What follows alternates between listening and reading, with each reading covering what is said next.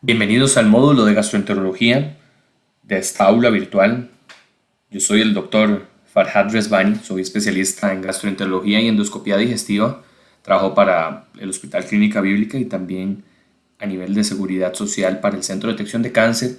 Y para mí es un honor realmente estar con ustedes y acompañarlos, aunque sea a distancia, en cualquier rincón donde estén viendo estos videos, pueden ser en sus hogares o en su lugar de trabajo. Pues realmente estoy contento de poder ser parte del entrenamiento y pues realmente la idea de este módulo de gastroenterología es tocar cuatro temas fundamentales sobre situaciones básicas que vemos en nuestro quehacer como médicos. Y una de estas enfermedades que con más frecuencia nos encontramos y quizás es la causa más frecuente de consultas por molestias del aparato digestivo es la enfermedad por reflujo. Entonces, la primera clase de este módulo corresponde con el diagnóstico de la enfermedad por reflujo gastroesofágico y algunas estrategias en el tratamiento. Entonces, básicamente veremos algunas generalidades, la parte de fisiología, epidemiología, fisiopatología, manifestaciones clínicas, cómo diagnosticarlo, estrategias en el tratamiento y algunas perlas sobre el uso prolongado de los inhibidores de bomba protones. Cuanto a generalidades, de manera muy básica, recordemos la fisiología de la deglución, que de manera, pues, cuando uno mastica los alimentos y posteriormente los deglute, esto va a generar un movimiento de un bolo de alimento, se va a abrir el esfínter esofágico superior y posteriormente va a haber unas contracciones peristálticas que con movimientos sincrónicos de contracciones de los músculos circular internos y longitudinales externos del esófago van a generar movimientos de peristalsis que van a alternar movimientos de relajación con movimientos de contracción para mover ese bolo alimenticio y pasarlo dentro de la cavidad gástrica, atravesando también en este punto del cardias el esfínter esofágico inferior. Hagamos un repaso muy general de la histología del esófago. Entonces tenemos una cubierta muscular, que es una capa relativamente delgada, si lo comparamos con, por ejemplo, el estómago. El esófago carece de una serosa, a diferencia de otras estructuras intraabdominales, y posteriormente vamos a encontrar una capa submucosa, una muscular de la mucosa, y después encontraremos la capa mucosa, que es sumamente importante. Entonces, la capa mucosa, principalmente en el esófago, está caracterizada por estar constituido por un epitelio plano estratificado no queratinizado. Y esa es una importancia fundamental, pues el esófago, dentro de su composición, dentro de su estructura, al ser este epitelio estratificado, va a permitir que algunas noxas puedan pasar y el daño del epitelio, pues por la regeneración celular, no vaya a generar un daño importante. Sin embargo, de manera muy general, el esófago no es bueno tolerando ácidos, no es bueno tolerando tampoco álcalis, y estos estímulos tipo noxa pueden generar un daño en la mucosa y eso se puede traducir en sintomatología para el paciente. Lo primero que debemos conocer es que el reflujo gastroesofágico en sí no es una enfermedad, es un proceso fisiológico, un proceso que ocurre en el cual el contenido se mueve de forma retrógrada hacia el esófago. ¿Por qué ocurre este reflujo fisiológico? Bueno, por varias situaciones. En algunos momentos el esófago en su esfínter inferior debe abrirse para permitir la salida principalmente de gas y eso se hace a través de unas contracciones transitorias del esfínter inferior que nos permiten botar exceso de gas o inclusive en momentos cuando hay alguna situación de intoxicación alimentaria, permite también a través de la maniobra de Valsalva vómitos y esto también pues es una relajación que en algunas ocasiones pueden ocurrir en el organismo y no son siempre patológicas. Entonces, el reflujo gastroesofágico de manera general no es un proceso patológico, pero se puede convertir en enfermedad cuando genera síntomas y complicaciones. Y generalmente esos síntomas y complicaciones se producen por una falla en estos mecanismos antirreflujos. O sea, hay una exposición prolongada o mayor episodios de reflujo o simplemente la mucosa no es capaz de defenderse a esta noxa o el esófago pues tiene algún problema que no permite un adecuado aclaramiento de ácido, entre otros mecanismos fisiopatológicos que vamos a ver adelante. Epidemiología. Pues la prevalencia real se desconoce porque hay muchos sujetos asintomáticos y también hay muchos sujetos sintomáticos que no se les hace un diagnóstico adecuado y ahora veremos cómo hacer un diagnóstico correcto. Pero se sabe que de manera general es la enfermedad más común en la gastroenterología y existen reportes de hasta casi 50% de regurgitación y pirosis en pacientes, lo cual son síntomas muy sugestivos de reflujo. La esofagitis erosiva es menos frecuente, o sea, los hallazgos endoscópicos se encuentran hasta un 16.1% de los estudios de endoscopía, y pues por eso es que hay un poco de subregistro. ¿Por qué ha aumentado la prevalencia en los últimos 30 años? Bueno, la pandemia de la obesidad, problema de los más grandes que tiene la humanidad en estos últimos años, genera un incremento del riesgo de reflujo. Y lo vemos aquí en esta gráfica, que los episodios de reflujo, tanto ácido como no ácido, en las personas con índice de masa corporal menor a 25% pueden ser de hasta 40%, pero cuando existe sobrepeso, eso se incrementa hasta un 50%, y en los pacientes obesos puede alcanzar cifras cercanas hasta el 70% de incremento en los números de episodios de reflujo. Entonces, al incrementarse el número de episodios de reflujo, ese reflujo que inicialmente puede ser fisiológico se puede convertir en un mecanismo fisiopatológico generando daño inoxo en la mucosa.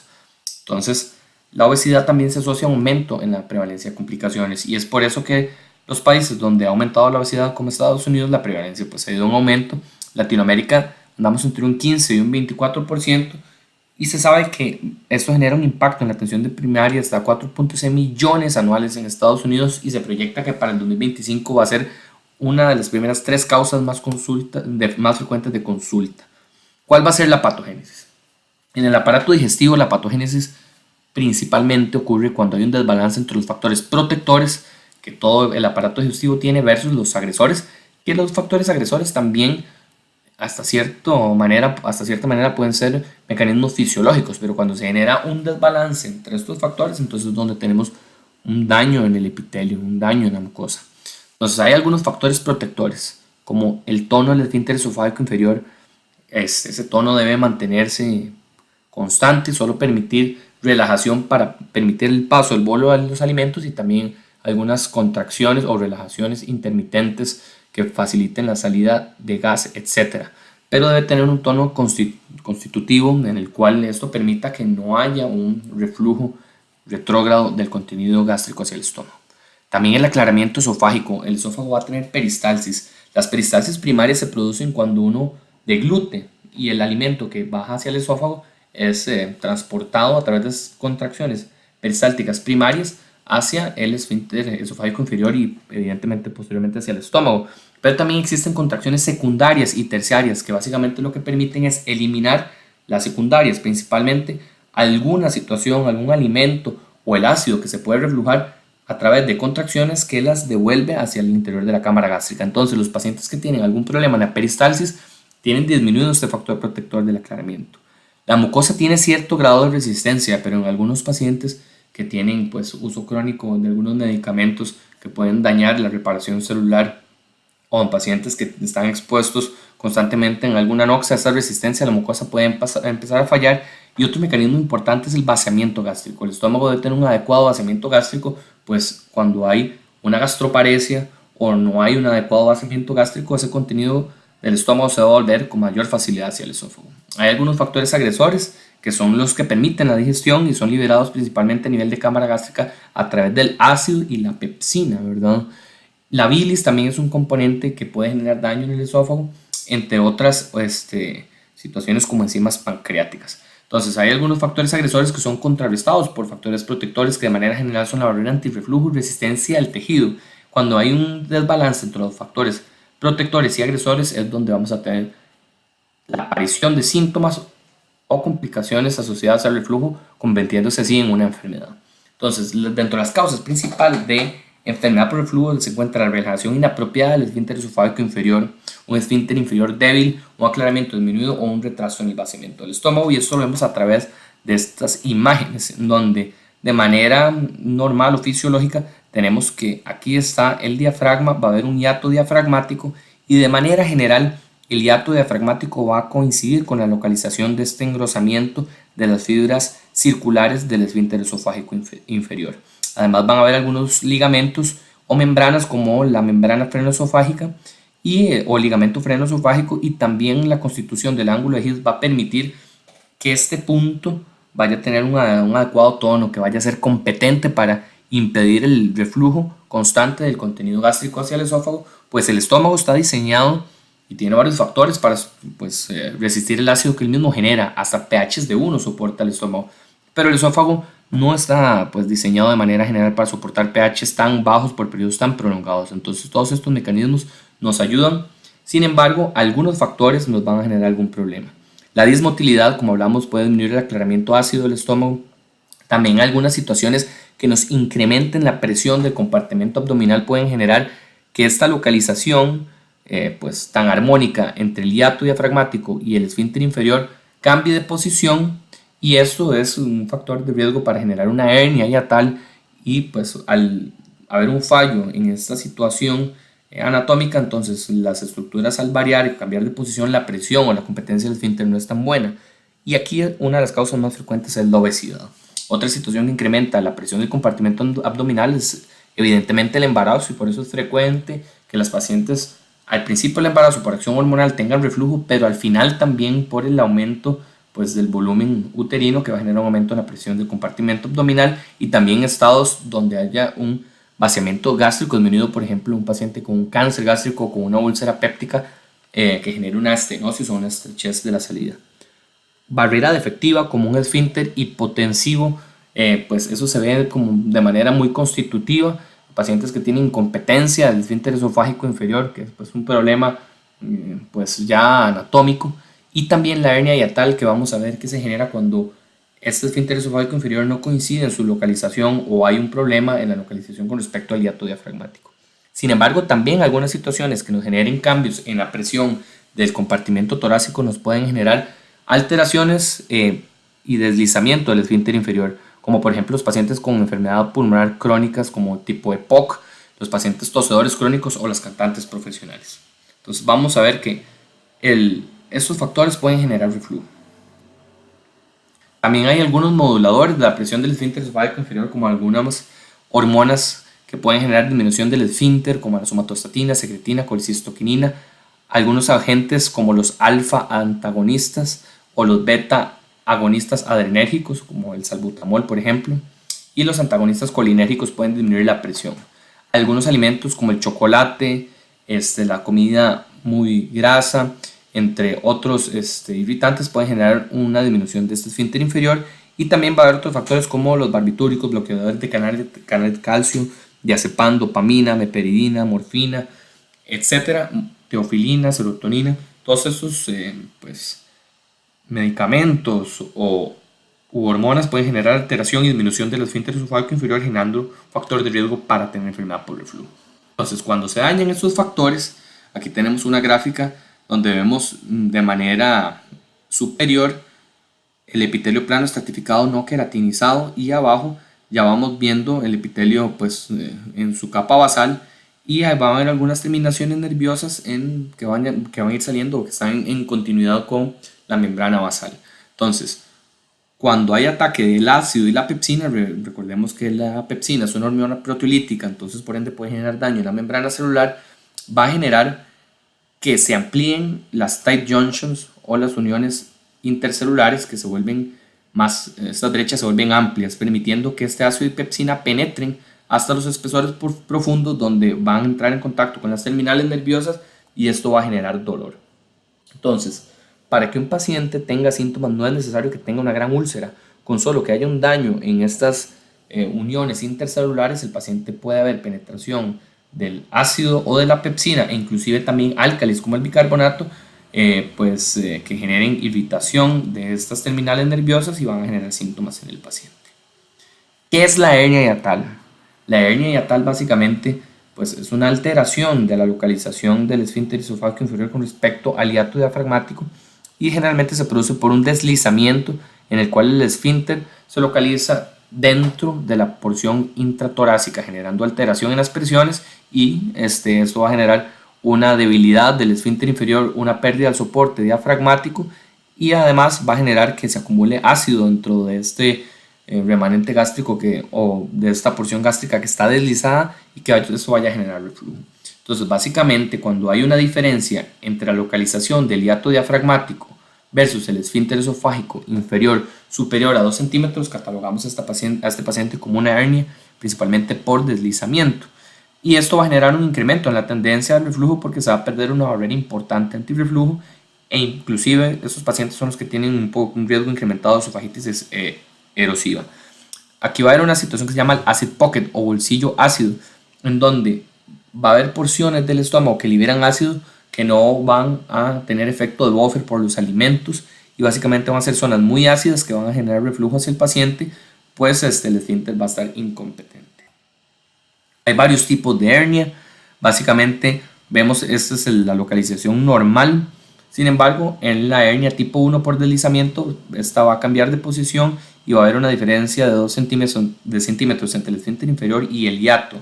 En las hernias tipo 2, además hay una porción del fondo que tiende a protruir, a herniarse, y es importante que en estas hernias, al menos la localización del esfínter sí está en la misma posición del hiato, sin embargo va a haber una porción del fondo de la cámara gástrica que se va a protruir.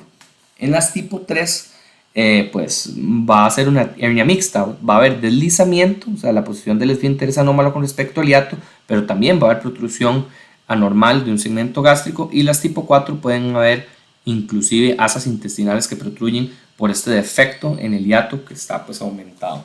Entonces, de manera general, las hernias tipo 1 solo se operan en pacientes muy jóvenes o hernias sumamente grandes que pues generen un reflujo muy voluminoso el paciente, pero de manera general el tratamiento es médico.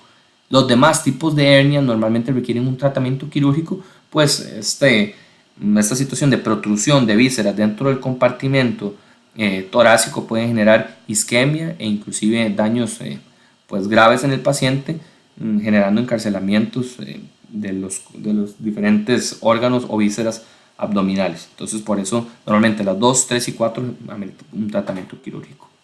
¿Cuáles van a ser las características clínicas? Van a haber síntomas esofágicos típicos y otros no tan típicos. También van a haber síntomas extraesofágicos y por eso la enfermedad por reflujo es una enfermedad muy amplia. ¿Cuáles van a ser los síntomas típicos de enfermedad por reflujo? La pirosis es uno de los síntomas cardinales y esa sensación de acidez o esa sensación quemante que asciende desde el estómago hacia el pecho e inclusive hasta el cuello, y generalmente ocurre después de comer o durante el ejercicio e inclusive al acostarse, porque la gravedad también es un mecanismo que favorece el aclaramiento ácido del esófago.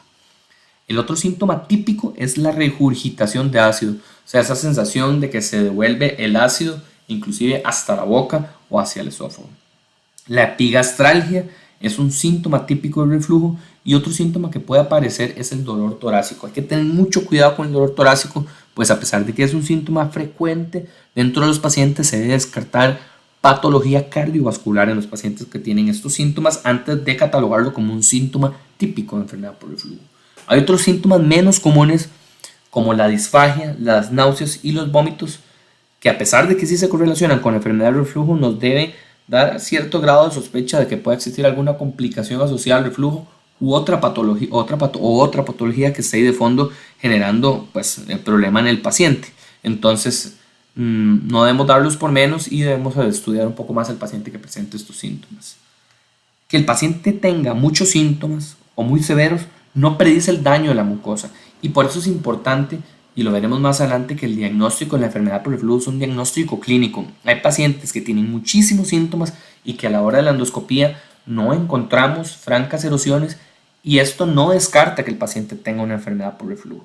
También de manera pues aislada vemos pacientes que tienen muchas erosiones, muchos hallazgos endoscópicos y que en realidad son asintomáticos o con pocos síntomas. Y por esta situación y esta heterogeneidad en la sintomatología versus los hallazgos endoscópicos es que en el pasado existía mucha discrepancia cómo diagnosticar la enfermedad por reflujo.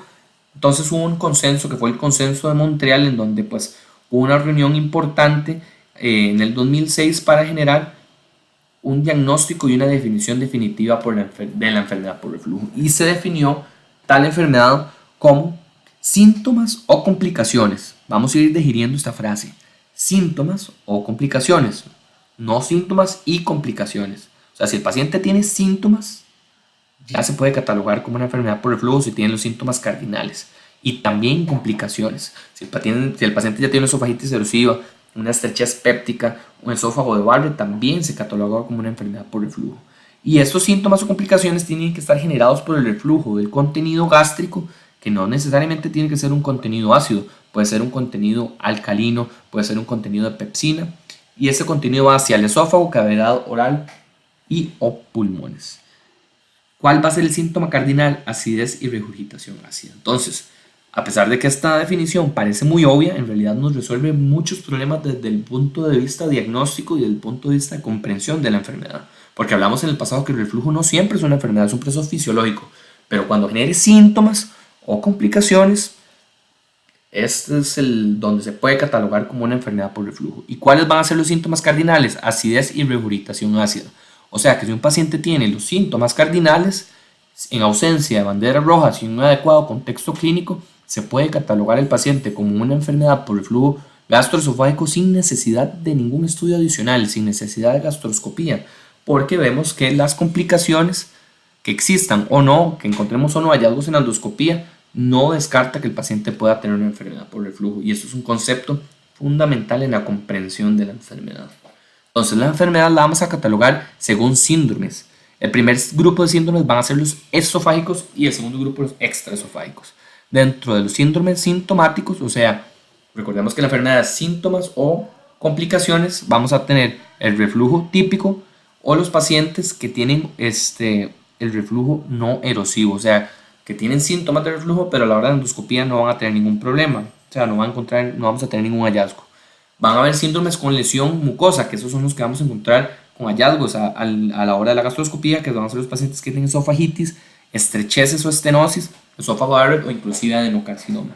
Y también van a haber algunos síndromes extraesofágicos, que las asociaciones que están bien establecidas de causalidad van a ser la tos por reflujo, y recordemos que la tos por reflujo está entre las primeras 3 causas más frecuentes de tos crónica, la laringitis por reflujo, asma por reflujo, que el asma puede ser exacerbado por el reflujo o inclusive puede ser causado por la enfermedad por reflujo, entonces, o potenciado o exacerbado. Entonces, por esas situaciones es que es importante en el manejo también neumológico el diagnóstico del reflujo.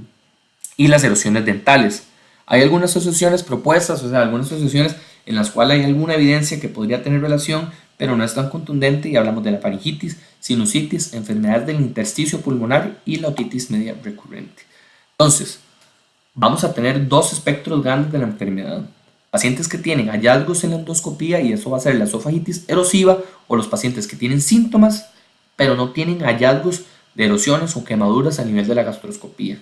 Entonces, la enfermedad erosiva es más frecuente en pacientes con hernia, adultos con mucho sobrepeso, y tiene una peculiaridad: cuando el paciente tiene erosiones en la endoscopía, hasta el 85% recaen después de 6 meses de suspender el tratamiento con inhibidor de bomba protones.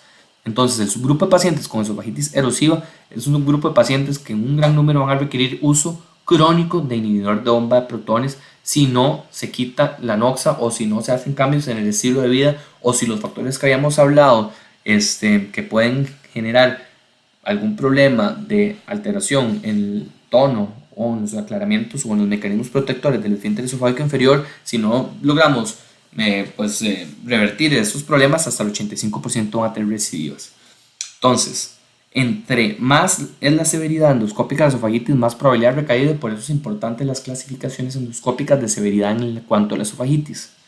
La enfermedad no erosiva, o sea, los pacientes que tienen reflujo porque tienen síntomas cardinales o tienen síntomas extraesofágicos sugestivos de reflujo, es el grueso de los pacientes, hasta un 60 o 70%. Y normalmente es más frecuente en mujeres jóvenes, en pacientes jóvenes delgados, y normalmente no tienen hernia hiatal. Puede haber el subgrupo de pacientes que tengan desórdenes funcionales, sin embargo, la enfermedad por reflujo no erosivo no es un desorden funcional, y ahora vamos a ver más adelante cómo podemos hacer el diagnóstico diferencial. Entonces, recordemos que hasta el 70% de los pacientes que tienen reflujo no tienen hallazgos a la endoscopía. Probablemente muchos pacientes que nos han llegado a la consulta con síntomas de pirosis, de epigastralgia, síntomas cardinales, de reflujo, heartburn o sensación de acidez, pues nos hemos catalogado como, entre comillas, gastritis, que eso es un diagnóstico que en realidad es más histológico que otra cosa, pero bueno, lo hemos catalogado como una situación que no es, y en realidad son pacientes con reflujo. Y si les diéramos la gastroscopía, hasta el 60-70% no tendrán erosiones, entonces aún así se deben tratar como una enfermedad por reflujo. La ventaja de estos pacientes con enfermedad no erosiva es que no tienden a recidivar con una frecuencia tan alta, a diferencia de la esofagitis erosiva. Entonces, ¿cuál va a ser el espectro de la enfermedad? En los pacientes que tienen esofagitis erosiva o enfermedad por reflujo no erosiva, hay una exposición anómala o alterada o incrementada de ácido, a diferencia de algunos otros pacientes que tienen menos exposición y van a ser los pacientes que tienen dos patologías distintas, que son la hipersensibilidad esofágica, en la cual no van a ser el número ni el tiempo de exposición de los episodios de reflujo patológicos. Sin embargo, el paciente con episodios que podrían ser fisiológicos de reflujo van a tener síntomas. Y la dispepsia funcional, que es un grupo de pacientes que ya tienen una enfermedad funcional, o sea que no tienen ni alteración en el tiempo de exposición ácida ni en los episodios de reflujo, ni se correlacionan los episodios de reflujo con síntomas, y que simplemente tienen un problema de umbral o de alteración en la percepción del dolor, y eso se comporta muy similar como un digestivo irritable, pero es una dispepsia funcional de la parte alta del aparato digestivo. Entonces, ¿cómo vamos a catalogar la enfermedad? Si el paciente tiene los síntomas cardinales, ya hablamos que lo podemos catalogar como una enfermedad por reflujo, y este reflujo puede ser erosivo o no. La mayor proporción de pacientes van a tener un reflujo no erosivo. El reflujo erosivo se puede complicar o no, y vamos a ver que las complicaciones más frecuentes o que pueden aparecer son la estrechez y el esófago de Barrett, que es un factor de riesgo para cáncer de esófago. Entonces, la enfermedad por reflujo erosiva la vamos a catalogar según la clasificación de Los Ángeles. La grado A, vamos a tener erosiones lineales en el tercio distal del esófago que son menores usualmente los 5 milímetros. En la grado B, estas erosiones van a ser más grandes, inclusive pueden llegar hasta esófago medio, pero no confluyen entre ellas, no se pegan entre ellas. Entre un pliegue y otro van a estar separadas. Simplemente son erosiones más largas y las vemos aquí en esta imagen endoscópica. En la grado C sí vamos a tener un problema, y es que estas erosiones van a tender a confluir. Aquí vemos en esta donde las erosiones, a diferencia de la grado B, que es una erosión independiente, en la grado C van a confluir, se van a pegar. En la grado C, esta confluencia no involucra más del 75% de toda la circunferencia luminal. Aquí vemos que se pega, y digamos que esto representa aproximadamente un 50-60%, a diferencia de la grado D, donde más del 75% de la circunferencia está afectada por la confluencia entre las diferentes erosiones.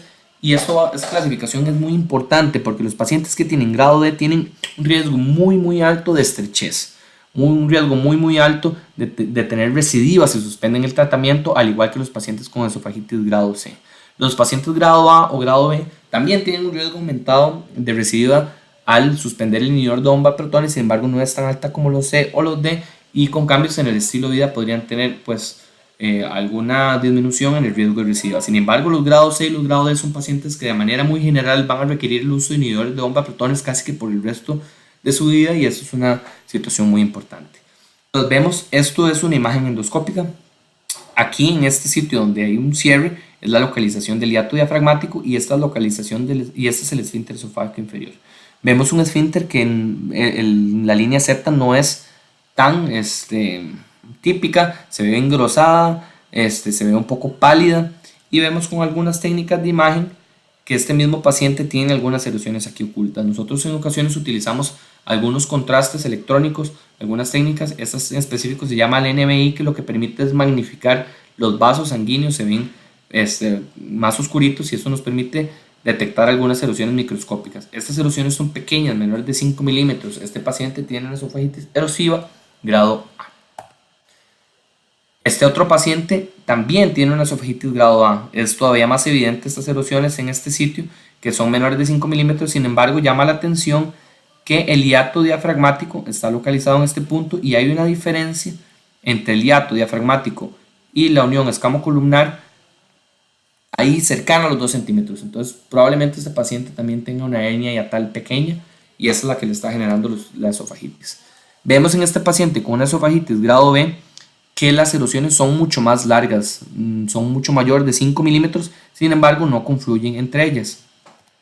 En la esofagitis grado C vemos que algunas de estas erosiones tienden a confluir entre ellas, y este paciente además tiene una hernia hiatal. Vemos que localización, que es la localización del hiato versus la de la unión escamocolumnar, es superior a 2 centímetros, y además hay mucha incompetencia a nivel cardial. Este orificio está abierto, por lo menos desde el punto de vista endoscópico, luce incompetente. Estas erosiones confluyen entre ellas, pero no involucran todo el espesor del esófago o involucran menos del 75% de este espesor, a diferencia de este paciente con una esofagitis grado D, donde todas las erosiones confluyen e involucran más del 75%, en este caso el 100% de la circunferencia, y vemos que esto genera una estrechez que impide el paso del endoscopio. Entonces este paciente va a meritar un tratamiento pues más agresivo con inhibidor de bomba protones casi que por el resto de su vida, y probablemente cuando baje la inflamación va a generar una estrechez fibrótica que va a requerir dilatación neumática para vencer esta estrechez y que el paciente se resuelvan sus síntomas de disfagia. Entonces los pacientes que tienen esofagitis grado C o grado D tienen más riesgos de complicaciones asociadas al reflujo y también más recidiva. Los grado A y los grado B tienen también un riesgo aumentado de recidiva, pero si pues, se hacen algunos cambios en el estilo de vida, pérdida de peso, etcétera, podrían disminuirse la posibilidad de recidiva. Y los pacientes que tienen un flujo no erosivo, o sea, los que le hacemos la endoscopía y la endoscopía luce normal, pues también a esos pacientes hay que darles tratamiento, y si se apegan a las medidas nutricionales tienden a tener una tasa de recidiva un poco menor. ¿Cuáles van a ser las complicaciones de la enfermedad por reflujo? La estrechez y esófago de Barrett son las más frecuentes. También vamos a tener hemorragias, úlceras, inclusive hasta perforaciones. Entonces, pueden ser significativas hasta un 7% de los pacientes. La estenosis péptica, esto puede ocurrir con alguna frecuencia de los pacientes que tienen esofagitis no tratadas, y normalmente se genera porque después de que los mecanismos de inflamación generan esta esofagitis D, va a haber un depósito de colágeno y fibrosis que nos va a generar inclusive disfagia, y el paciente va a requerir dilatación. Otras complicaciones importantes, aquí vemos una imagen de un esfínter esofágico inferior sano. Vemos que hay unos vasos que son los vasos en empalizada del tercio distal del esófago. Esos vasos deben verse así, siempre deben ser notorios, deben ser claros. Cuando hay pérdida de estos vasos, habla de algunos datos indirectos de reflujo. También cuando hay pérdida de los capilares que hacen como un loop, como asas intrapapilares, que eso se ve a la hora de la magnificación. Cuando hay pérdida de estos capilares también hablamos de datos de reflujo, pero en esta imagen vemos algo muy sano. La localización del esfínter inferior coincide con el hiato diafragmático y eso se representa en esta imagen de dibujo. Sin embargo, cuando hay un reflujo crónico, vemos aquí este grado de incompetencia, pero además aquí vemos algunas erosiones. Sin embargo, vemos algunas lengüetas de mucosa color salmón, y estas lengüetas que se asocian a esofagitis, vemos aquí otras erosiones. Estas lengüetas son lengüetas de metaplasia de Barrett. Recordemos que la metaplasia de Barrett ocurre cuando el paciente hay un cambio. Recordemos que la metaplasia es el cambio de un epitelio sano o maduro por otro epitelio de las mismas características, pero que no corresponde al órgano en donde estamos. Entonces, en un intento compensatorio del esófago va a haber un cambio en las células madre, en la conformación biológica de estas células, y se van a convertir en células intestinales, inclusive pueden tener células caliciformes. Entonces, en la metaplasia de Barrett pues es un gran problema, pues es un factor de riesgo para adenocarcinoma de esófago. Y vemos en esta imagen de un paciente del Centro de Detección de Cáncer que todo el esófago está tapizado por un epitelio de Barrett. Es un Barrett que llamamos de segmento largo, y ya vemos aquí una lesión nodular. Las lesiones nodulares que se encuentran dentro de un segmento de Barrett deben ser resecadas porque tienen alto riesgo de ser neoplásicas. Aquí vemos con la tinción de NBI, que es una cromondoscopía o una tinción electrónica a través de filtros, que hay inclusive algunas áreas que se ven avasculares, que se pierde el patrón glandular, y por esas características decidimos marcar la lesión con una unidad electroquirúrgica.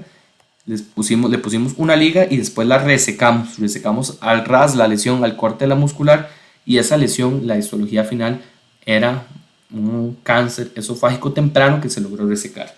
Sin embargo, no todos los pacientes tienen tanta suerte como el paciente de esta endoscopía, e inclusive hay un subgrupo importante que este esófago Barrett puede evolucionar a adenocarcinoma, y por eso la enfermedad por reflujo no es una enfermedad tampoco inocua, es una enfermedad importante que no debemos restarle mérito. ¿Cómo va a ser el diagnóstico? Entonces hablamos de que de manera inicial lo más importante del diagnóstico va a ser clínico, pero también tenemos en la mano algunos tests para valorar reflujo, también algunos tests o escalas para valorar síntomas, y el daño esofágico se puede ver a través de otras situaciones que vamos a ver más adelante, y también otros tests de función esofágica. Entonces estos van a ser los 4 grupos importantes de test para valorar el reflujo. Esta imagen ilustra muy bien muchos de los tests que ahora se disponen en la actualidad, algunos de ellos con más o menos utilidad. Entonces vamos a ver que los síntomas y los cuestionarios, eso va a ser una de las cosas más importantes porque el diagnóstico inicialmente va a ser clínico. La endoscopía va a ser útil en pacientes que tengan banderas rojas o para diagnosticar lesiones esofágicas. La biopsia en general es infrecuente que la usemos en los pacientes con reflujo a menos que sospechemos un esófago de Barrett, una displasia, un cáncer u otros diagnósticos diferenciales como la esofagitis eosinofílica, que puede tener un comportamiento clínico similar a los pacientes que tienen enfermedad por reflujo.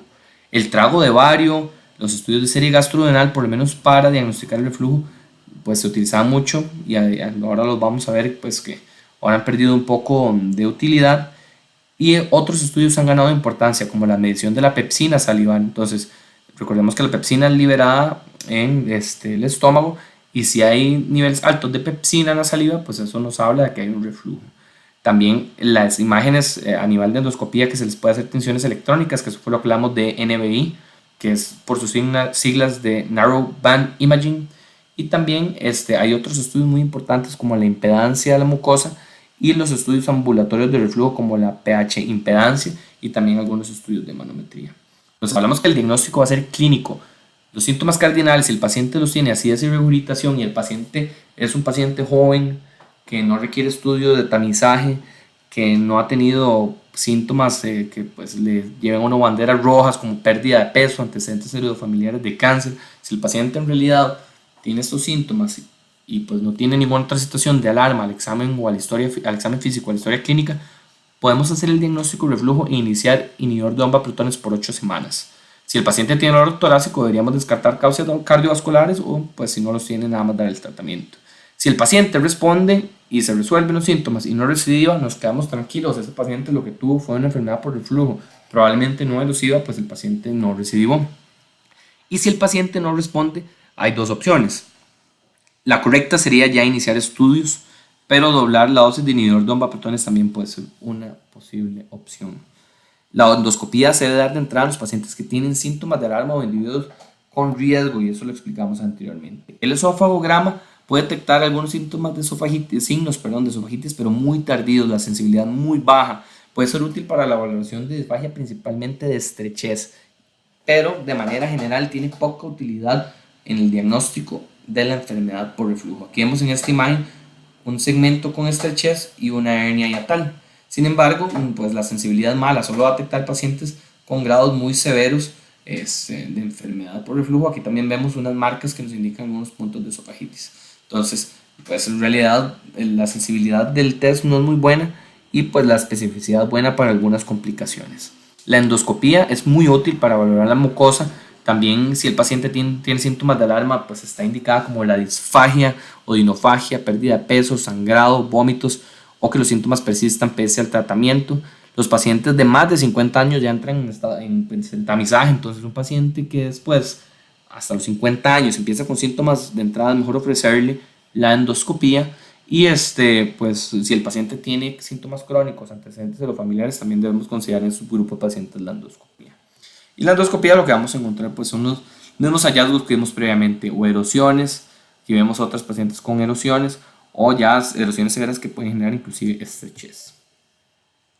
La biopsia no se utiliza de rutina, podemos ver algunos cambios como la hiperplasia de la capa basal, elongación de papilas, inflamación, sin embargo no es tan específica y la utilidad principal es para diagnósticos diferenciales como los pacientes que tienen esofagitis eosinofílica, que la esofagitis eosinofílica es una enfermedad pues, que se ve con más frecuencia en hombres jóvenes, generalmente asmáticos o con algún tipo de atopia, y es una respuesta inflamatoria anómala principalmente caracterizada por un infiltrado eosinofílico con un importante número de eosinófilos, normalmente más de 15 por campo de poder, y que genera algunos síntomas, puede generar generación de estrechez, puede generar impactación alimentaria, tiene una fisiopatología y un tratamiento que es un poco variable, inclusive se pueden utilizar esteroides orales o tópicos, entonces es un síndrome, un cuadro clínico totalmente diferente y que tampoco es tan frecuente. Entonces realmente la biopsia es más una situación para el diagnóstico diferencial, si tenemos alguna duda. La manometría es un estudio pues que por lo menos para la evaluación del reflujo tiene un valor limitado, pues lo que se utiliza es más para los pacientes para localizar el punto donde se va a colocar la sonda de pH impedancia, que es lo que vamos a ver ahora más adelante, o en los pacientes antes de la cirugía del reflujo para descartar algunas enfermedades como acalasia o una hipomotilidad severa. Entonces, en la manometría básicamente lo que tenemos es un sensor, un manómetro que se va a colocar en todo el cuerpo del esófago, y eso nos va a hacer un tracking o un trazado que en las últimas manometrías de alta resolución nos van a permitir valorar varias cosas. Entonces aquí vemos una manometría donde vemos el esfínter esofágico superior y los movimientos peristálticos, y también el esfínter esofágico inferior. Entonces la manometría va a ser útil más para el diagnóstico diferencial de algunos problemas como la acalasia, trastornos de la motilidad severa, como los pacientes que tienen síndrome de CREST, que pueden tener algunas alteraciones importantes, o también para los pacientes que van a ser sometidos a cirugía antirreflujo para evitar pues operarlos y que tengan un diagnóstico de fondo que nos vaya a complicar la cirugía. La pH impedancia es un estudio pues que también es útil, sin embargo no se utiliza con tanta frecuencia y permite medir el reflujo. Entonces va a haber una sonda y va a ser una sonda que nos va a medir pH, o sea, cambios en la acidez, y también de impedancia. Entonces va a medirnos también el movimiento o las características de la impedancia. Entonces cuando la sonda que colocamos acá sensa reflujo, va a medir un cambio en el pH.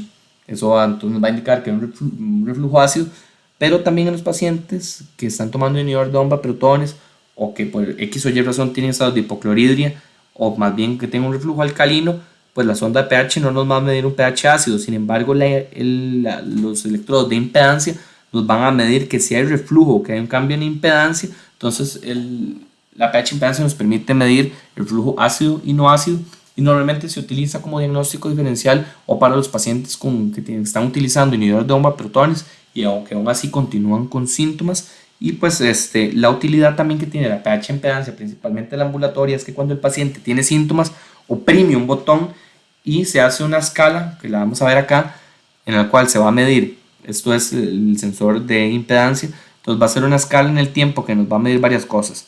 Lo primero, esta es la sonda que nos va a medir el cambio del pH. Entonces vemos que aquí el paciente va a tener un pH cercano a 4.9 y aquí va a tener una caída por debajo de 4, entonces eso es un episodio de reflujo ácido, y eso también se ve en la manometría como un cambio en impedancia. Vemos aquí los sensores de impedancia que correlacionan con estos sensores que vemos acá, va a tener una caída en el parámetro de impedancia. Entonces el paciente tuvo un episodio de reflujo porque hubo un cambio en impedancia, y también ese reflujo es ácido, y además el paciente va a tener pues un sistema donde localiza o aprieta el botón cuando tiene síntomas, y si el episodio de reflujo se correlaciona con el episodio de tiempo donde estuvo la alteración, o sea, cuando estuvo con pirosis o reuritación, y si eso calza en el tiempo con el episodio donde vimos una caída en la impedancia, entonces podemos pues decir que los síntomas correlacionan con el episodio de reflujo, y hay un consenso de Lyon que nos sirve para ver pues con estos sensores de impedancia y también con la endoscopía cuáles pacientes tienen un diagnóstico más certero de enfermedad por reflujo. Si los episodios de AET o exposición de tiempo ácido superior al 6%, entonces hablamos de que este paciente sí tiene por lo menos una exposición ácida prolongada que nos puede generar enfermedad por reflujo, y normalmente estos pacientes en endoscopía podemos encontrar esofagitis severa, inclusive algunas complicaciones asociadas por el reflujo.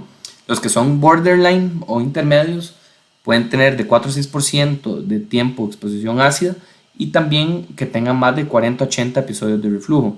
Los pacientes que tienen menos de esos porcentajes, entonces pues es poco probable que tengan una enfermedad por reflujo, y por eso nos sirve mucho la pH impedancia para los pacientes que no responden a los síntomas, para ver si realmente el paciente lo que tenía era un reflujo, que si el reflujo es no erosivo todavía es más difícil de diagnosticar, pero entonces nos ayuda a diferenciar entre un verdadero enfermedad por reflujo no erosivo versus una dispepsia funcional. Entonces, si el paciente tiene síntomas típicos, vamos a ver en este flujograma, y no tiene banderas rojas, que le damos a dar IVP. Si hubo respuesta, nos casamos con el diagnóstico de enfermedad por reflujo. Si el paciente tiene síntomas de alarma, no responde, entonces usamos la endoscopía. Si el paciente tiene evidencia de reflujo a través de una esofagitis erosiva, una complicación como un esófago abre una estrechez, hacemos el diagnóstico por reflujo. Si no hay evidencia de reflujo, entonces podemos hacer varias cosas.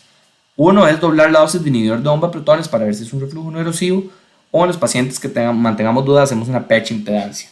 Si la pH-metría con impedancia nos revela que hay una exposición ácida alterada, entonces hacemos el diagnóstico de un reflujo no erosivo. Si el paciente no tiene un aumento en el tiempo de la exposición ácida y los episodios de reflujo no son tan frecuentes, entonces el paciente más probablemente tenga un problema funcional.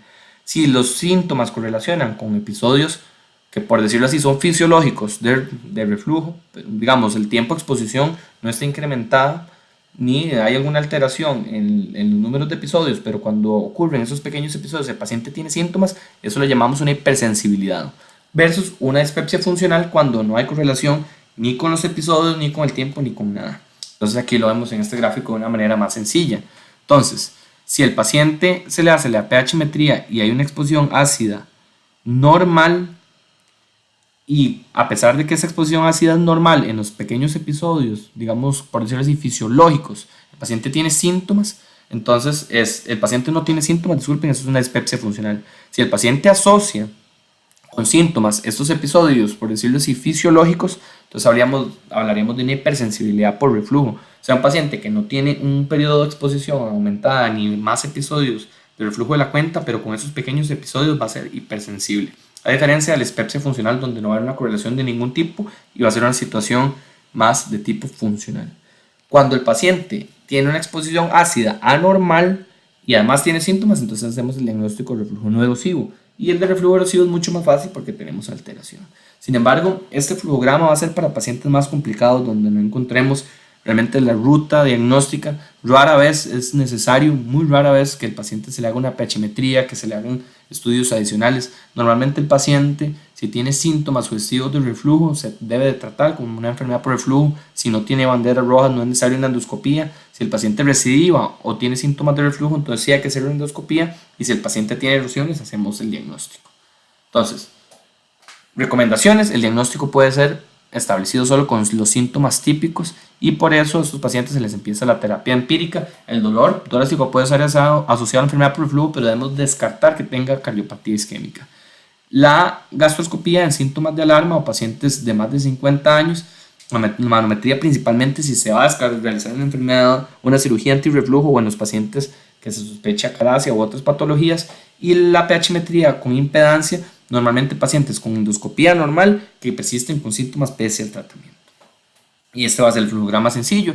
Si tiene síntomas sugestivos, damos el tratamiento. Si el paciente persiste o banderas rojas, la gastroscopía, y de ahí para adelante en los pacientes que tienen gastroscopía normal y que no responden al tratamiento, para ver si el paciente realmente tiene un reflujo no erosivo, que esto va a estar caracterizado por un aumento de los episodios o el porcentaje de exposición ácida, o solamente tiene una hipersensibilidad esofágica, o sea que esos episodios no son anómalos, pero cuando existen generan síntomas al paciente, o si es un problema funcional, o sea que no hay ninguna relación entre los episodios de reflujo ni estos episodios son patológicos aumentados. Ya sabemos cómo diagnosticarlo. Ahora vamos a manejar las estrategias en el tratamiento. Van a haber intervenciones farmacológicas, no farmacológicas, y también algunas quirúrgicas endoscópicas. Entonces, los pacientes que tienen reflujo, los objetivos principalmente en los pacientes que tienen erosiones es curar la mucosa, pero en los otros controlar los síntomas. Van a haber algunas intervenciones no farmacológicas, que esto pues esencialmente es importante para evitar que el paciente recidive o en los episodios severos para que se agraven esos síntomas. Hay algunos alimentos que hemos hablado al principio que pueden agravar los síntomas, como el café, chocolate, comida muy condimentada, ácidos cítricos, grasas que enlentecen el vaciamiento gástrico, o el licor. El tabaco empeora de manera muy importante la enfermedad por reflujo porque genera relajación del esfínter esofágico inferior. A veces le decimos a los pacientes que eleven la cabecera de la cama.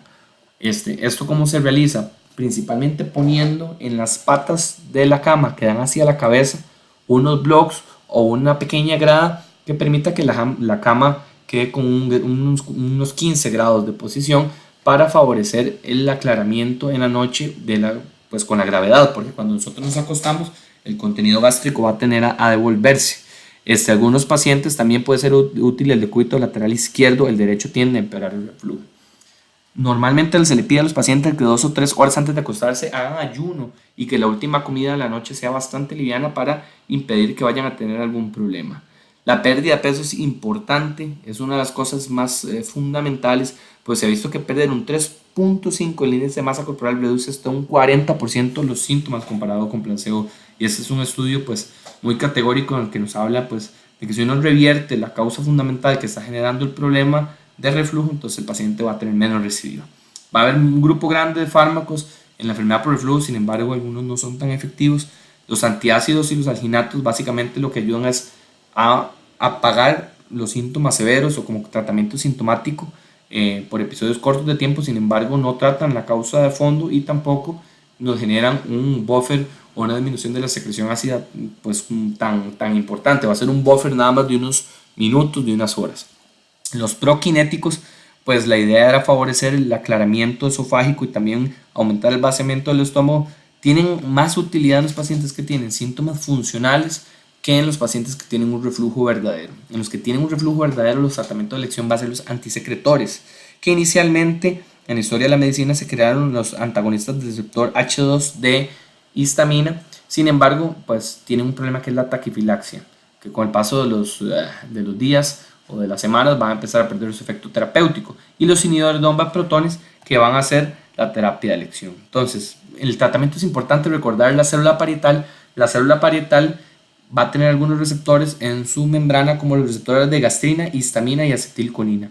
Entonces esos estímulos van a generar cambios en el AMP cíclico, aumentan las concentraciones de calcio intracelular y eso va a generar un desplazamiento de algunas vesículas que va a tener la bomba de protones, que es la bomba hidrogenión potasio ATPasa, y básicamente cuando estos estímulos generan estas alteraciones intracitoplasmáticas, va a generar que estas vesículas migren hacia la membrana canalicular para favorecer la secreción ácida.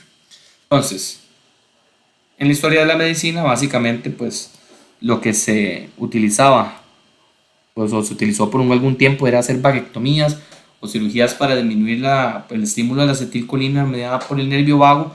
Posteriormente, los receptores de histamina fueron bloqueados. Sin embargo, cuando se bloqueaban solo estos dos estímulos, se generaba una hipergastrinemia. Esa hipergastrinemia nos iba a generar un feedback positivo e igual iban a estimular la secreción de ácido. Entonces, al final de cuentas, iba a haber hiperacidez al final o no se iba a apagar la secreción de ácido. Y por eso es que estas medidas no eran pues tan efectivas y por eso se crearon los inhibidores de bomba de protones para bloquear el efector final de la secreción ácida, que es la bomba de protones, y por eso es que este subgrupo de medicamentos son mucho más utilizados y en muchos estudios se ha comprobado que tiene una eficacia superior a cualquier otro grupo farmacológico. Entonces los inhibidores de la bomba de protones básicamente lo que nos van a hacer es esto. El inhibidor de bomba de protones activo, el paciente tiene que pues tragarse la pastilla, el inhibidor de bomba de protones, esa molécula pues va a pasar por el pH gástrico y la molécula del inhibidor de bomba de protones debe ser absorbido a nivel duodenal, pasar a la circulación sistémica y ahí es cuando por vía hemática va a llegar a la célula parietal. O sea, no es una acción local y por eso no le pide al paciente que se tome el inhibidor de bomba de protones 30 minutos antes del desayuno generalmente o antes de los alimentos, porque ocupamos que las concentraciones séricas del fármaco estén incrementadas pues, antes de que nos alimentemos. ¿Por qué? Porque el momento donde el inhibidor de bomba de protones va a bloquear a la bomba propiamente dicha va a ser en el espacio canalicular antes que la bomba se active. Cuando la bomba ya está activa, cuando la bomba ya está produciendo ácido, o sea, en los episodios postprandiales ya no va a haber un bloqueo por los inhibidores de bomba de protones. Entonces, por eso se le pide al paciente que los tome 30 minutos antes de los alimentos para que la concentración en el espacio canalicular de esta molécula esté alta y cuando las vesículas migren hacia el espacio canalicular y se liberen, entonces ahí va a haber un bloqueo de las bombas de protones y eso nos va a generar una inhibición ácida efectiva. La tasa de curación superior y recaídas menores comparado con los anti-H2, placebo, sucralfato u otros medicamentos, y esto va a ser por varios factores. Principalmente uno de ellos es que mantienen bloqueado el pH por debajo de 4 por más horas comparados con los bloqueadores H2 que al menos son alrededor de 8 horas, o sea, hay más horas desprotegidos. Y también van a ser más rápidos en la sanación de la mucosa. Vamos a ver en esta gráfica que los casos de esofagitis curada a la semana 8, 10 y 12 van a ser mucho más altos en los pacientes con inhibidor de bomba de protones versus los demás estudios, y estos son estudios tan viejos como el 97, pero se mantiene esa misma pues, situación con una diferencia estadísticamente significativa, y por eso es que el pilar del tratamiento de la esofagitis y el reflujo son los inhibidores de bomba de protones. Va a generar hasta un 80% de alivio en los pacientes que tienen reflujo erosivo y hasta un 60 o 70 de los no erosivos a la semana 8. Entonces por eso son superiores a los demás fármacos, inclusive para la esofagitis no erosiva. Aún así, en los pacientes con algún grado de dispepsia e hipersensibilidad funcional, vemos que los inhibidores de bomba de protones no son tan útiles. O sea, en los pacientes que no tienen una exposición ácida tan alta, como si recordamos la imagen que vimos al principio en un slide, los pacientes que tienen exposición ácida incrementada, que son los que tienen reflujo, erosivo o no erosivo, estos van a responder mejor a la terapia con inhibidores de bomba de protones, los otros no tanto. Entonces en estos casos es donde podemos emplear mano en algunos otros medicamentos como los antiácidos, alginatos o prokinéticos. Y la terapia de mantenimiento también es muy importante para los pacientes principalmente que tienen esofagitis erosivas o hernia o etcétera, que van a requerir inhibidor de bomba de protones por largo tiempo. Pues hay un subgrupo de esos que van a tener recaídas al suspender. Hablamos de que deben ser administrados 30 minutos antes de las comidas, y el problema de los grados severos de esofagitis es que la mayoría recaen. Entonces los pacientes es probable que requieran uso continuo o prolongado de inhibidor de bomba de protones. En los pacientes que tienen muchos síntomas nocturnos de reflujo, una estrategia posible, como ya hemos hablado, los inhibidores protegen alrededor de 18 horas o algunos menos. Entonces una opción es doblar la dosis de inhibidor de bomba de protones, una dosis en la mañana, una en la noche, y la otra es añadir un antagonista al receptor histamina en la noche para los pacientes que tienen reflujo nocturno demostrado. Y es importante recordar que los inhibidores de bomba de protones, al menos la mayoría de ellos, en el embarazo son riesgos B, entonces se pueden utilizar. No dejemos a nuestras pacientes con reflujos severos que están en el periodo de embarazo con síntomas, pues existe como un temor a utilizar los mismos, y al menos en embarazo los inhibidores son riesgo B. Y esto nada más para que veamos las respuestas a los síntomas y la supresión ácida comparado los inhibidores contra los anti-H2. En la mayoría de estudios se ha visto que para la mayoría pues, de patologías va a ser superiores a los anti-H2. Inclusive para reflujo pues, no investigado pues, tiene pues, su relevancia para la esofagitis erosiva, para los síntomas extraesofágicos, y entonces por eso es que son el pilar en el tratamiento. Entre los diferentes inhibidores de bomba de protones, pues realmente no hay una diferencia muy significativa entre ellos. A nivel de mercado tenemos el esomeprazol, el pantoprazol, el omeprazol, el rabeprazol, el lansoprazol. O sea, tenemos muchas moléculas de inhibidores de bomba de protones. Sin embargo, de manera global, las diferencias entre ellos son muy marginales, muy discretas. De hecho, este estudio, este metaanálisis, que incluyó 10 estudios para una muestra de más de 15.000 pacientes, comparó el esomeprazol contra todos los demás inhibidores de bomba de protones en esofagitis erosiva, y al menos en este estudio sí se mostró que había una reducción en el riesgo relativo a la semana 4, o sea que generaba una mayor curación de la mucosa a la semana 4 en los pacientes con esofagitis erosiva, o sea era superior al omeprazol versus los demás inhibidores de bomba de protones, y también en la sanación a la semana 8. Entonces vemos que las diferencias pues no son tan marcadas, pues el NNT, o sea el número necesario de pacientes para tratar, para que haya alguna superioridad entre los omeprazol y las demás moléculas, son de 25 pacientes, y en a la semana 4 14.000, o sea tampoco pues en ese grupo de la semana 4 tampoco fue tan contundente. Entonces en realidad pues la diferencia entre los omeprazol y los demás inhibidores de bomba de protones no es tan amplia. Disculpen, en la diapositiva final, en la diapositiva previa, esto es nada más el número de pacientes, no el NNT. El NNT es de 25 simplemente.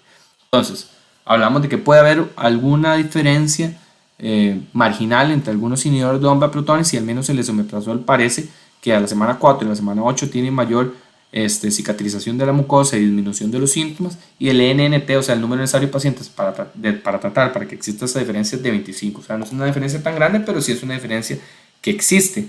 Los dos gráficos que vimos previamente era de curación de las erosiones. Este gráfico es del alivio de los síntomas de la semana 4, y también se ve la diferencia, que fue estadísticamente significativa. Entonces, ¿cómo vamos a manejar los pacientes con inhibidor de bomba de protones? Entonces, vamos a tener múltiples marcas de los mismos, muchas moléculas, pero de manera general cualquiera de ellas se puede utilizar Pueden haber algunas diferencias entre interacciones medicamentosas y algunos de ellos van a tener alguna diferencia en la tasa de eficacia. Entonces hablamos que al menos en la disminución de las erosiones o en la curación de las erosiones, el esomeprazol a la semana 4 y la semana 8 parece ser superior, y también al alivio de síntomas a la semana 4. Y va a haber algunas otras situaciones como que el omeprazol puede tener un poco más de interacciones desde el punto de vista farmacológico. Sin embargo, pues como les digo, no hay mucha diferencia entre ellos, entonces hagan mano del medicamento pues que ustedes puedan utilizar o que el paciente pueda adquirir, excepto salvas o especificaciones, pues utilizar alguno puntual. Entonces, del omeprazol, la dosis de estándar para la curación, que la dosis de curación va a ser una dosis por día, va a ser 20 miligramos de omeprazol, esomeprazol 40 miligramos, lansoprazol 30 miligramos, deslansoprazol 30 o 60, dependiendo de la pues, molécula, pantoprazol 40, rabeprazol 20. Y normalmente este tratamiento se da por 8 semanas o 12 semanas para lograr la cicatrización de la mucosa. Y después el paciente hay que intentar bajar la dosis para una terapia de mantenimiento. ¿En cuáles pacientes vamos a terapia de mantenimiento? Principalmente en los que tienen esofagitis erosivas, principalmente en las erosivas severas, en los pacientes que tienen alto riesgo de recidiva o en los pacientes que ya han tenido recidiva con la suspensión de medicamento. Y esta terapia de mantenimiento a veces es por el resto de la vida y no hay que tener temor a ellos. Entonces, ya varios estudios nos han hablado que los inhibidores de OMBA protones son medicamentos muy seguros.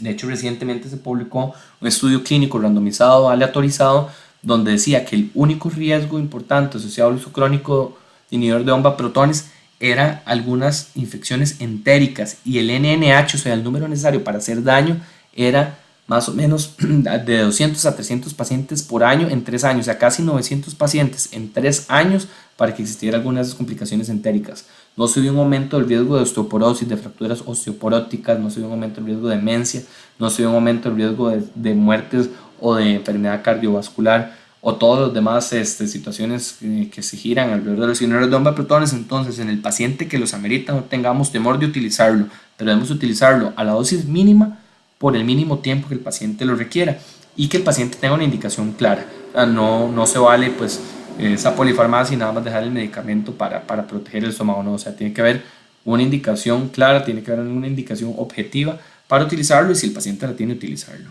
Hay algunas intervenciones quirúrgicas y endoscópicas que se pueden utilizar. La cirugía antirreflujo, caprichosamente uno pensaría que los pacientes que no responden hay que operarlos, pero esos son los que menos responden a la cirugía. Los pacientes que no responden a EVP normalmente no responden también a la cirugía antirreflujo.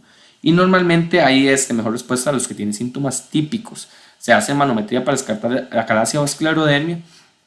Y en los pacientes que son obesos severos, la cirugía que se debería pues, de recomendar en antirreflujo debería ser más bien una cirugía bariátrica para resolver la causa de fondo. Hay muchos tipos de cirugías, como las fundoplicaturas de Nissen, como la fundoplicatura de Dor y la de Tupé, que básicamente lo que hace es generar una aplicatura al fondo del estómago alrededor del punto de debilidad del esfínter esofágico inferior, y también se hace una aplicatura con el hiato del diafragma para cerrar y generar mayor competencia de ese esfínter.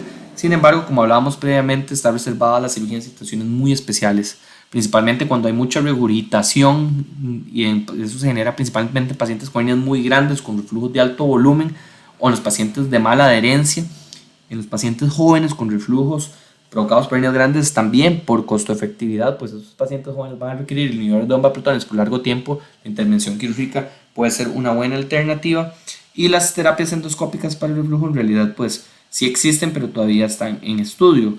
Las terapias endoscópicas, como por ejemplo hay algunas que nos permiten regenerar a través de unos balones y una estimulación eléctrica del esfínter esofágico inferior para aumentar la presión, y también existen funduplicaturas endoscópicas que principalmente se utilizan para pacientes que no tienen hernias muy grandes. Sin embargo, las terapias endoscópicas todavía están en estudio y tienen indicaciones muy similares a la cirugía, o sea, casos muy específicos. Entonces, ¿cuáles van a ser las perlas para ir concluyendo esta clase por reflujo? Entonces vemos primero que una enfermedad que parece muy sencilla, en realidad no lo es tanto, tiene sus bemoles. Lo otro es que hay muchos pacientes que tenemos subdiagnosticados, y es una enfermedad frecuente en la atención primaria y que va a tener un impacto si nosotros no la tratamos y no prevenimos las complicaciones. Y es importante por eso recordar que el diagnóstico es clínico. Cuando el paciente tiene los síntomas cardinales, pueden dar con tranquilidad inicio de terapia, a menos que el paciente tenga factores de riesgo, a menos que el paciente tenga antecedentes serofamiliares de cáncer. Lamentablemente en Costa Rica vivimos en un país con alta prevalencia de cáncer gástrico, entonces muchos de ellos van a requerir gastroscopías. Sin embargo, es un paciente joven que pues no tiene síntomas severos y son típicos, podrían dar una terapia con inhibidor de bomba de protones por 8 semanas. Si no, pues si hay síntomas de alarma o si ustedes quieren hacer mano de la endoscopía, es perfectamente válida, tampoco es que está mal hacer echar mano a una gastroscopía. Nosotros nos basamos mucho en guías norteamericanas y los norteamericanos a veces son un poco recelosos en utilizar endoscopía porque es muy cara, pero en nuestro país no es tan cara. Si ustedes por X o Y razón clínica quieren echar mano de la endoscopía, tampoco se les va a pues, o juzgar o etcétera, porque en ocasiones, como vimos, la enfermedad, los síntomas no correlacionan tanto con los hallazgos endoscópicos y por lo tanto, pues en los casos que ustedes también piensen que ameritan endoscopía, echen mano de la misma. Los inhibidores de la bomba de protones son el eje central, se deben utilizar en dosis estándar por 8 semanas, 12 semanas y posteriormente intentar bajar la dosis a mantenimiento o intentar quitarlos. En los pacientes que han utilizado inhibidores de bomba de protones por mucho tiempo, hagan esa suspensión gradual, porque como puede haber hipergastrinemia, algunos pueden tener hipersecreción ácida de rebote, entonces pueden hacer un descenso escalonado del medicamento. No hay una guía normalizada de cómo hacer ese descenso escalonado, pero pueden nada más ir disminuirlo paulatinamente, día por medio, hasta suspenderlo. Pero los IEPAs van a ser el eje esencial del tratamiento y salvo pues algunas situaciones echen mano de prokinéticos o otros pues, medicamentos, principalmente cuando hay un flujo más funcional o unos síntomas más funcionales. No hay que temer sobre posibles eventos adversos en los pacientes que tengan indicaciones claras para uso crónico de inhibidores de bomba de protones.